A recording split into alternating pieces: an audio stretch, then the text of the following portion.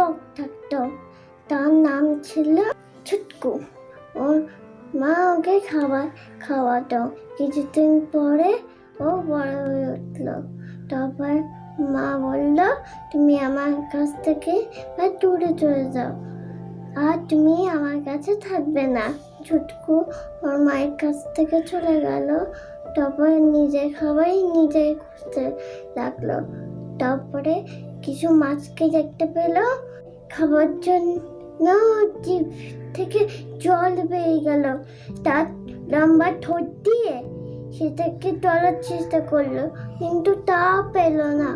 ওই ছুটকু নিয়ে আসায় ওর পাখনার মধ্যে মুখটা ঢেকে কাঁদতে লাগলো, আর ওকে সবাই ঠাট্টা করতে লাগলো ওই ছোট্ট হাঁসগুলো।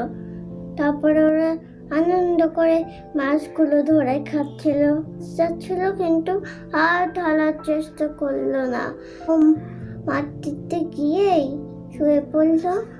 হাঁস ভাবলো, আমরা ওকে কত ঠাট্টা করেছি বলে ওকে কত পরিশ্রম লাগছে, যাই ওকে একটু মাছ ধরে ওকে একটু মাছ খাই দিই। বক আর হাঁস মিলে বন্ধ হয়ে গেল। আমার গল্প শেষ।